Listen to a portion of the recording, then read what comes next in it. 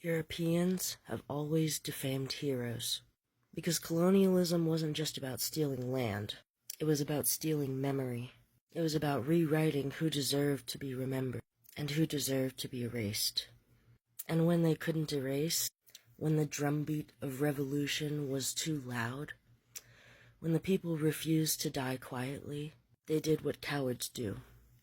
They lied. They slandered. They distorted. They named every act of resistance a crime, called every rebellion disorder, every revolutionary a tyrant, every freedom fighter a warlord, because they knew something that most history books still won't admit. The heroes of the colonized were the executioners of empire. Let's be precise.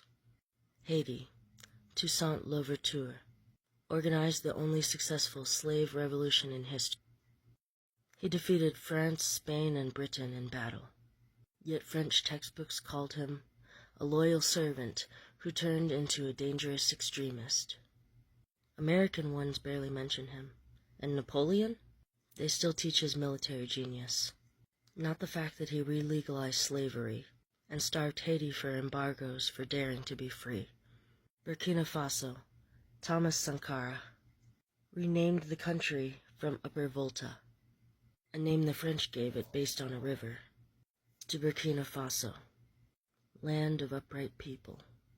He banned female genital mutilation, ended government corruption, and made the country food self-sufficient in 4 years. But go read Western media from the time. They called him anti-West, too idealistic, a dictator in disguise. Why? Because he told the IMF, World Bank, and France to go to hell. And that's the one thing Europe can't forgive. Sovereignty. The Congo. Patrice Lumumba's only crime was wanting an Africa that didn't bow. He warned that colonialism never left, just changed its clothing. Belgium tortured and assassinated him with CIA help. Then they kept his tooth. Yes, Europe literally extracted and hoarded his remains like relics. And for 60 years, European journalists called his death necessary. Only in 2022 did they reluctantly give the tooth back. A single tooth.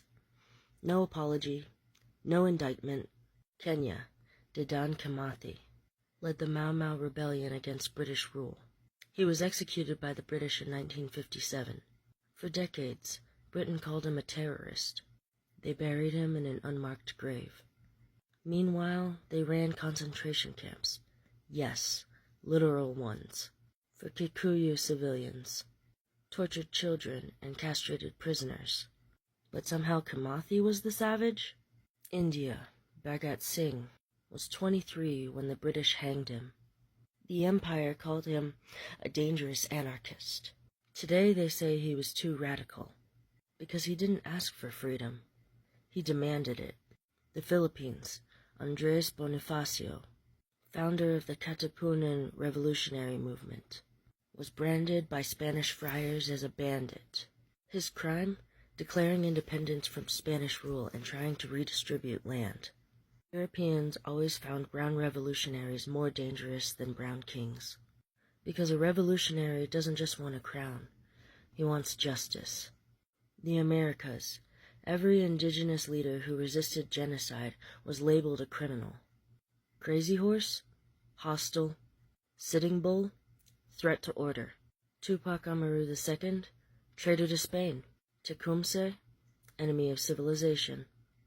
And civilization? The ones that used smallpox blankets and massacred entire cities? That civilization? Even their own exiles weren't safe from slander. Simón Bolívar, who liberated half of South America from Spanish rule, was called ungrateful by Spanish historians. Che Guevara, who challenged American imperialism in Latin America and Africa, was smeared for decades as a murderer by the same CIA that funded fascist dictatorships across the globe. Nanny of the Maroons in Jamaica, leader of guerrilla resistance against the British, was described as a dangerous influence on the slaves. Notice the pattern? If you kill for empire, they call you a hero. If you fight back, they call you a threat. They gave medals to the monsters who ran the Belgian Congo, but jail time to the men who fought to liberate it.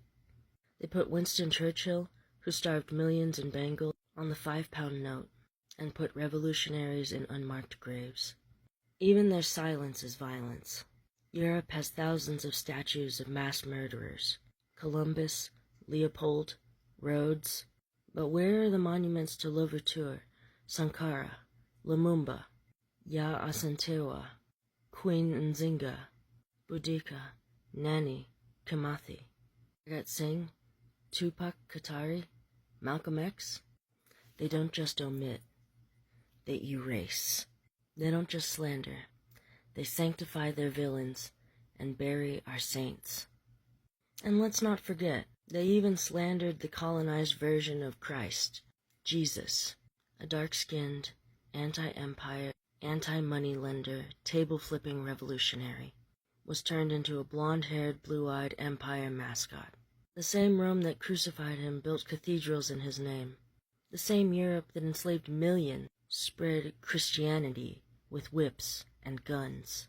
They turned liberation theology into imperial doctrine, because even their religion is a rebrand. So when they call your heroes violent, when they call your resistance chaos, when they tell you you're rewriting history, remember, Europeans have always defamed heroes. Because if they ever told the truth, their whole house of cards would collapse. Cope.